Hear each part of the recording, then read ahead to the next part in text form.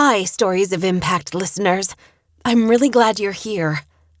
I'm always interested in looking at our stats so that I can learn more about you. Whether you're listening in from the US, Russia, Korea, Myanmar, Palestine, or elsewhere, I'm sending my gratitude to you. Our podcast is currently on a short break until we resume new episodes in January. In the meantime, every first and third Tuesday, we're going to bring back some of our favorite episodes, fascinating conversations about the art and science of human flourishing, episodes that you might not have heard yet. Today, we're bringing back a conversation with Harvard-educated economist and Nigerian native Hafsat Abiola. Dr. Abiola is not only an expert in sustainable development, she's a civil rights and democracy advocate who has carried on her parents' legacy through her pro-democracy activism and her work in the Women in Africa initiative. Dr. Abiola's story, and the story of her parents' courage and commitment to democratic ideals, well, it's powerful and it's timely. But before I let you go, I would really like to ask you one more thing. Please share the Stories of Impact podcast. Do you know that most people find podcasts through the recommendations of their friends? In 2025, my team and I are going to do everything we can to grow this show. So if you would help, we would be so grateful. And now, the Stories of Impact podcast. Welcome to Stories of Impact. I'm writer-producer Tavia Gilbert, and every first and third Tuesday, journalist Richard Sergey and I bring you conversations about the art and science of human flourishing. My friends, I hope this episode finds you in good health, enjoying peace and prosperity, feeling hopeful and excited for your future. This is what I want for each and every person. I want our listeners to be, right now, in this moment, and always, flourishing. But I ended our last episode with a reference to the mass shooting in Buffalo, New York. And I open our latest episode, still reeling from the aftermath of the mass shooting in Uvalde, Texas, and with awareness that there have been several more since then. It seems that there is always another and another and another. And in addition to pain, grief, and loss, the effect of this stochastic terrorism is also to undermine democracy itself. We must be able to participate in public and civic life and community without the threat or enactment of violence. We must be able to expect representatives in our government to respond to the needs and the pleas of their electorate. We must be able to count on adults whose job it is to serve and protect, to answer the cries of children. If we cannot, then we are not just dysfunctional, we are broken. But in this episode, we hope to offer some light to cut through the darkness. When we mapped out our editorial calendar earlier last year, we didn't know how perfectly timed today's episode would be. But our guest gives voice to the resilience, courage, service, care for community, determination, and hope that we all need to navigate this profoundly troubled period and to bring to life a healthier future. Meet Dr. Hafsat Abiola, native of Nigeria, president of the Women in Africa initiative, Harvard-educated economist, expert in sustainable development, and civil rights and democracy advocate. Her story and her life's work will inspire you, particularly now. To understand Dr. Abiola, let's start with getting to know her parents. My mother was a high school graduate, but she was brilliant. She was the head girl of a high school. But her parents didn't pay to send her on to university because at the time it wasn't so common that girls went. She was the first generation to be educated in the Western way. She had always wanted to become a pharmacist. Instead, she became a mother of many, many children. So she decided to set up a pharmaceutical company. She was a big success. My father went into politics and he ran for office. And he won. He won the ticket to be president of Nigeria. And after he won, the military said, no, we don't really want a democracy. We're not ready to leave power. And they were trying to negotiate with him. They wanted to give him money, but he wouldn't accept. So they put him in prison. So when they put him in prison, my mom started organizing market women. She started organizing journalists. She started organizing the unions to protest, started selling the properties that she had bought. Because the military would be shooting when they go for marches, then you have to take the victims to the hospital, you have to pay for that. And there were so many things you had to pay for. So she had to sell a lot of the assets that she had built up.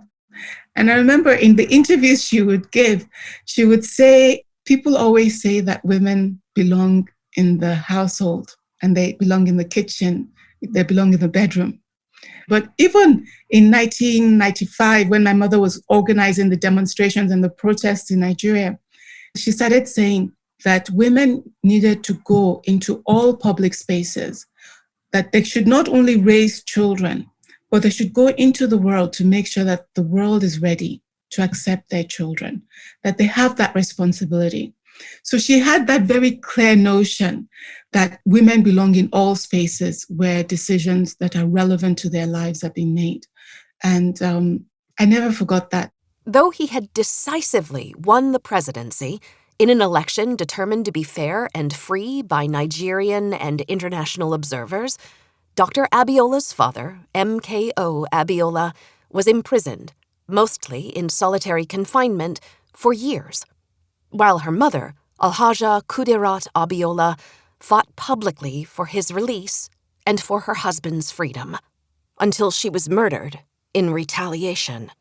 When I was in my last year of university, I think I was around 2021, my mom was gunned down in my country. So I had to pull the youngest two out of Nigeria.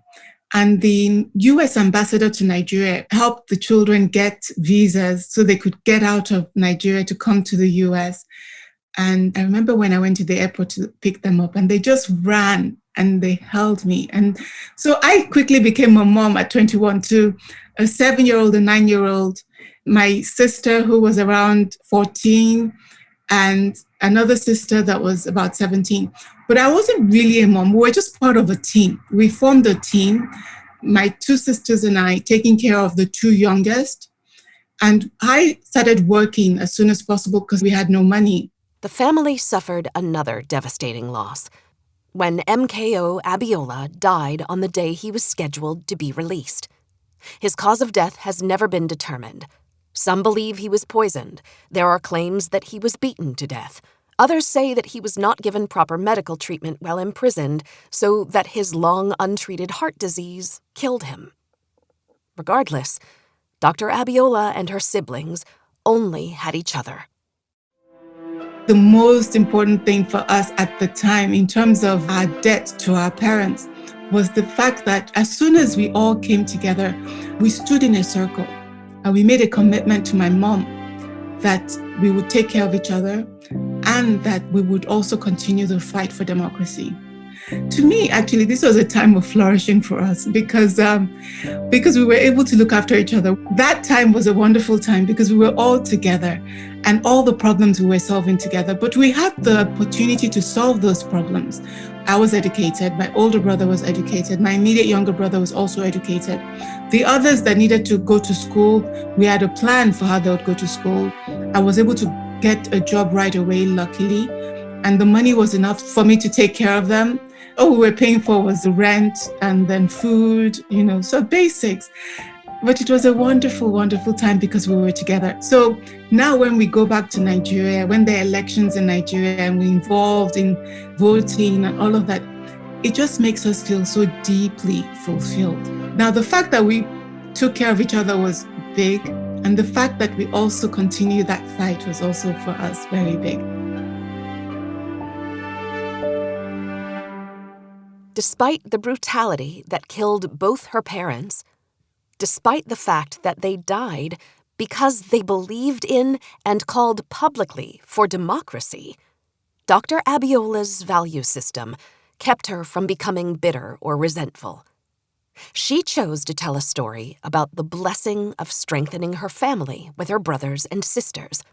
It's actually a very African approach to life that once you are together, to us, it's already 50%. Then when you can take care of each other, then it's 100%. In fact, it's not only Dr. Abiola's courageous and determined parents who shaped her beliefs and the choices she's made, but African culture at large. We're spiritual beings, Africans. They say that we're not human beings having a spiritual experience, we're spiritual beings having a human experience. And I think that's certainly true of how the African people are raised. We're raised with this understanding that we are spiritual beings, like my parents, for example. It's a general belief that they're in a place called the ancestral place, where they're with other spiritual beings and they are watching what we are able to achieve, what each spirit is able to achieve. I think that we have a real responsibility to express what our spirit wants to express. And our spirit is always talking to us. It always tells us what its beliefs are, what it wants to do, how it wants to interact with the world. During the time of slavery, people like Harriet Tubman, they had a very clear understanding that the spirit said for them to seek freedom. It's not just slavery that creates this sense of being enslaved. Even life now, we think we're free, but life can create its gilded cages. And we need to know that we're not meant to be in any kind of cage. We're meant to be free to express ourselves. And we always have to fight for our freedom, whatever our circumstance is. And it's that freedom that the spirit wants. The spirit wants to be free to be itself and to express itself. And we have to fight for that. So what is Dr. Abiola fighting for? Her mother's boldness and wisdom live on in her as the leader of the Women in Africa initiative, the world's leading international platform for the economic development and the support of African women entrepreneurs. Our focus is on women's economic power. We have 1 in 4 women in Africa become entrepreneurs, and it's the highest proportion in the world. And it just shows you the boldness, the courage that these women have. And if they can be supported in their entrepreneurial journey, they can make such a huge difference to the economies in Africa. They can make a huge difference to poverty in Africa, to job creation in Africa, and they can transform those societies. Because I know that once women have economic power, from the example I have of my mom and even of my own life, you have more voice, and we can lever that economic power towards creating change in the larger society. So that's what I'm doing now, is to support women to begin that process of making the economies work. By building women's economic power and helping transform society, Dr. Abiola is honoring her mother's example of rejecting any limitations imposed by a patriarchal society and inspiring African women to find their voice. The challenge women face is from the point from when they're girls, from when they're babies. Because in that time, there's not the experience, there's not the confidence, there's not the voice, there's not the authority. There's not even often the sense that you have a right to your own body, that you have a right to be heard, that you even have rights at all. The undermining of the woman begins from when she's even a baby, from when she's very young. Many of the girls in Nigeria that are married off, the child brides, are married off from the age of 12. They're barely having their first menstrual period. They don't even know what's the changes happening in their body. And they're married to much older men. The disparity, the power disparity in the relationship is so huge for them to overcome. So the fact that society is not able to protect their rights sets women up to live in a disempowered state in the society. So if we really want to have women be empowered in Africa, we have to protect the rights of girls. We have to protect their rights to an education. We have to protect their rights to not be married before the age of 18. We have to also protect their rights that if they happen to get pregnant before 18, they can stay in school, because in many countries, if they get married while they're in school, that's the end of education for them, which is ridiculous.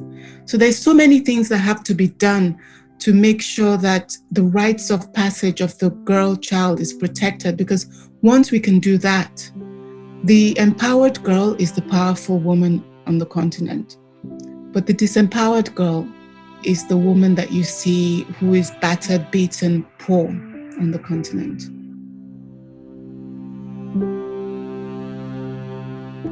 Dr. Abiola is a determined visionary, but she's not naive. She knows that her goals cannot and will not be quickly achieved. I've read that sometimes you have to hear something maybe 7 times for you to change your mind. I think that in Africa, you might even need to hear it more than 7 times, because for me to change your mind, it's to try to change the mind of an individual. But the Africans are not individual, and they're not individualistic in their mind. We're communal. We exist as part of communities, and it's what makes us powerful, but it's also what makes us very resistant to change. To have change in the community, you need to change the mind of maybe 7 people in that community. And that takes time.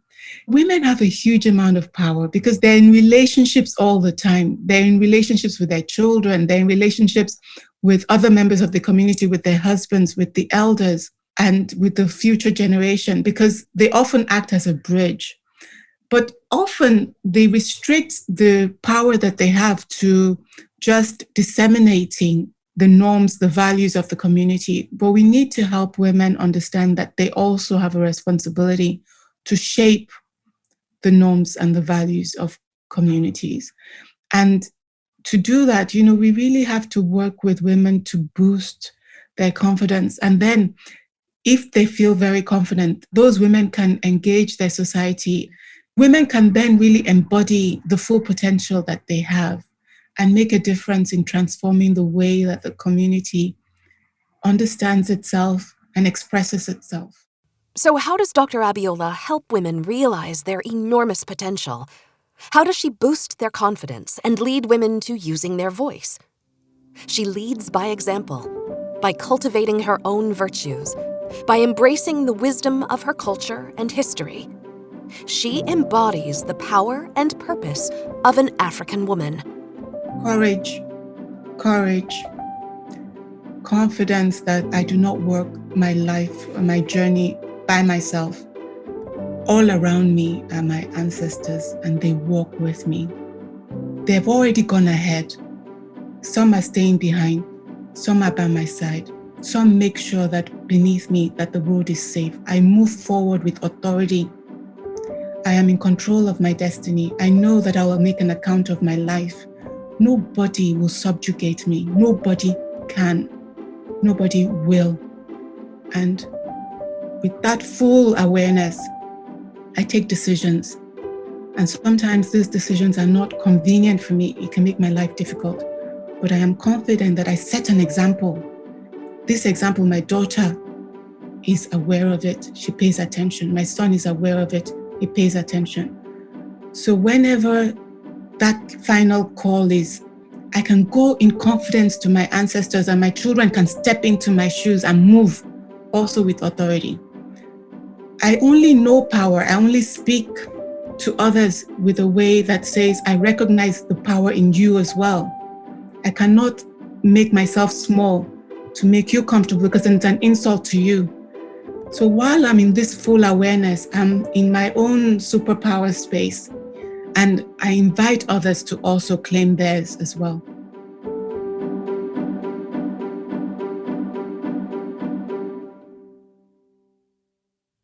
Dr. Abiola welcomes others to join her mission to empower talented women entrepreneurs in Africa. And she has razor-sharp clarity about the enormous global value of the African people and the African continent. When Africans and Africa thrive, the entire world benefits. They say that there's a $42 billion financing gap for women entrepreneurs in Africa. And it's important to bridge that. There are very concrete things we could do, like accessing finance. But you know what I would really want to do is I would want to make clear how the world benefits from Africa. Because I think that if we make that clear, it changes Africa's relationship with the rest of the planet. Dr. Abiola's mission to empower Africans extends beyond the borders of her nation and continent. She wants Africans to receive all that they deserve. Historically, Africans have given of their talents, their labor, their resources globally without proper compensation, both at home and abroad. You know, I find it fascinating when you look at the era of slavery, how much slave labor contributed to building the United States, to building infrastructure, railroads, roads, highways, and how little benefit came to the African Americans that were involved in that, and how that mentality has shaped their economic outcomes today. So even when they fought in the Second World War, they were told soldiers in general would get certain benefits, certain opportunities to begin to build a good life, a decent life for themselves in the United States. And that applied to soldiers, except African American soldiers. You know, this kinds of discrimination is the way in which the society decides who gets what. So if you think about the fact that every cell phone in the world has coltan in it, and coltan is only found in two countries, in China and in Congo. And China doesn't sell its coltan on the world market. So every cell phone in the world is powered by coltan from Congo. And Congo is not even the richest African country. In fact, it's the poorest African country. To me, it smacks of an exploitative relationship, not unlike slave trade and slavery. But because it's so far away, nobody pays attention. One big thing I would like to express with my life is a return of dignity for the people of Africa and freedom for the people of Africa, the ability to pursue their own ideas in their own way. I think that the continent is imposed upon unduly by the rest of the world, and I'd like to see a change in that. 60% of the continent is under 30 years old, and most of the countries, there's huge unemployment, and especially among young people. It's as high as about 30% of young people that do not have jobs, do not have a way to earn what they need to live. So I think, that Africa's problems of empowerment and poverty are constructed by a global economic system that is racist, and that Africa's contributions to the global economy is hidden and not properly compensated and remunerated. So I think it's hard for the women in Africa to thrive. It's hard for people in Africa in general to thrive under this kind of global economic system.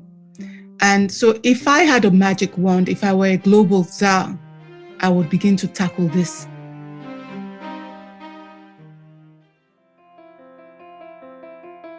Though she's not the global czar, Dr. Abiola is doing everything in her power to help Africans flourish. While she's focused on growing entrepreneurial opportunities for Africans, she recognizes there is much more to flourishing than having abundant work. Of course, having work does not mean you're flourishing, because there are many people who are working in circumstances that are not ideal, and the job doesn't express their passion. It's just a way for them to earn a living. I would like to live in a world where we could all earn enough to live and do what we love to do. For me, that would be dancing. I love dancing. I love reading. I love quiet. And I love watching my children grow. They're not life-changing things, but they make me happy. And I would like for us to live in a world where everyone can do that. I would like us to live in a world where we put most of our energy towards setting people free to do that. I find it odd and disturbing that so much of our resources globally is on armament. And I think if we put so much of our resources in developing ways to kill each other, there's just no way that the world that we live in can be one in which human beings can flourish. There's just no way. I think of flourishing as the beautiful and full expression of human creativity, human expression. And I think it's not really material. I think there's a minimum material condition that you have to have human flourishing. But once you have that, it's the security, the sense of safety to be yourself in community and in a community such that others also can be themselves. I think that it means having the freedom to make my mark, to express my thinking. That I think is the best kind of space for human flourishing. Dr. Abiola makes her mark and expresses her feeling by continuing to uphold the ideals her parents fought and died for. In terms of the minimum conditions we need to flourish, I think democracy is one. And I'm very fortunate that my family taught me the importance of sacrificing for creating that kind of world. Because my father and my mother fought to have democracy in my country and actually died in the course of trying to ensure that Nigerians will have the right to vote. That's one way of flourishing. And for decades, the people in my country, Nigeria, which is the largest country in Africa with about 200 million people, had no say as to who governed and how. And we had to really fight to change that. And I think that we need to continually stand up for those things that give the minimum conditions for all human beings everywhere to live in freedom and with dignity. Because think of my mother's story. This is a woman who built up assets, then sold assets to secure liberation, freedom, democracy for the country with the biggest population on the continent of Africa, with 200 million people. That's a gangster move. Women are making these kinds of moves, and we should tell their stories to encourage each other and encourage other women, but also to encourage the society as a whole to see the full potential of women. It's critical. Conversation, listening, and storytelling. These stories are critical in Africa precisely because we're communal people. We take a while to be convinced of anything. It's actually to try to convince the people in the villages, in the most remote areas, that take a bet on this, your girl, take a bet on this, your daughter, and put her through school. It's a struggle because these are often very poor families. Struggle to put her through school. Even if she gets pregnant, let her have the baby and let the community help take care and let her continue her education. Fight for the life of that girl. Let the girl flourish. Let her flourish. What is flourishing? It is that let us treat each other as human beings, capable of making mistakes. Let people grow and be and learn and be even bigger and make mistakes and learn and then try again. Let them keep trying. We don't know where it's going to lead, but ours should be about making the earth safe enough for all people, wherever they are, to be fully expressive, to be fully engaged, to be fully contributing. That's the best kind of planet.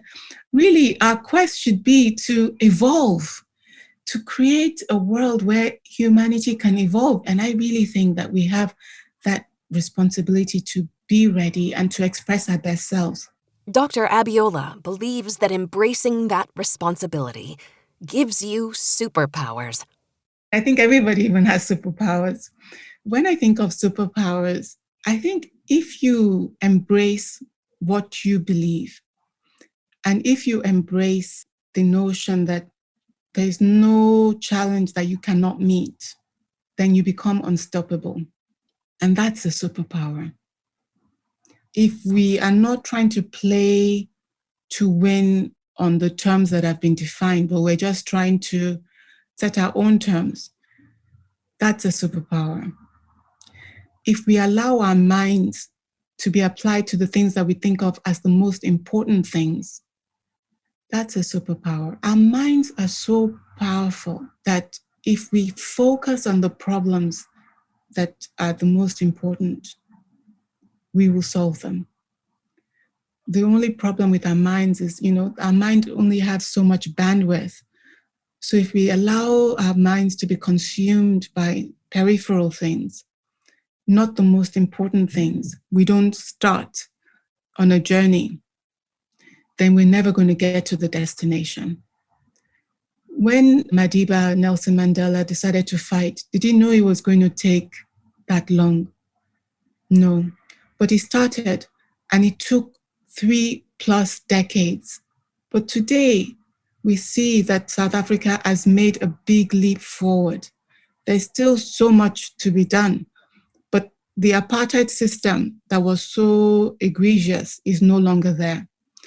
I think if we always tackle the big problems, if we always tackle the lack of democracy in its different forms, the lack of equity, and all of these, the big issues, people in their small spaces will flourish. And if we apply ourselves to tackling these big problems, then we are like superhuman. We're as powerful as Superman. We're as powerful as Captain America. We're as powerful as Wonder Woman. The brilliance of the entire universe is contained in each one of us. And now we bring that power to bear on something that is actually consequential, is to leave the world better than how we found it.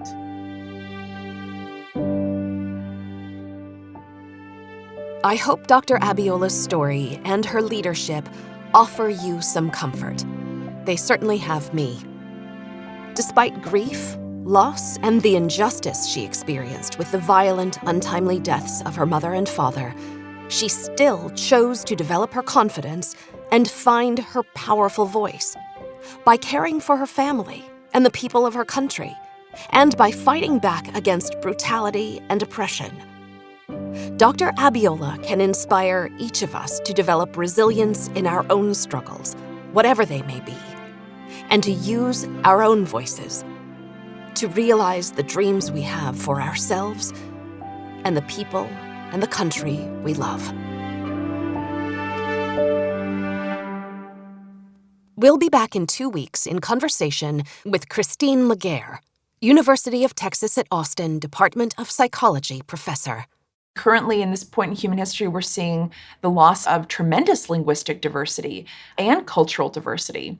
We're also seeing access to information in ways that have never before been possible, connections between groups of humans that have never been possible in the past, opportunities for an incredibly diverse array of different cultural communities and populations, having access to technology, to global decision-making that was never possible in the past as well. So we are more interconnected, we communicate more than ever before, which I think is tremendously positive.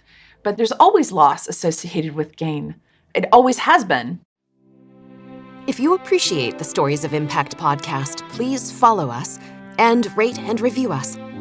You can find us on Twitter, Instagram, and Facebook, and at storiesofimpact.org. This has been the Stories of Impact podcast with Richard Sergey and Tavia Gilbert. Written and produced by Talkbox Productions and Tavia Gilbert. Senior producer Katie Flood. Music by Alexander Filipiak. Mix and master by Kayla Elrod. Executive producer Michelle Cobb. The Stories of Impact podcast is generously supported by Templeton World Charity Foundation.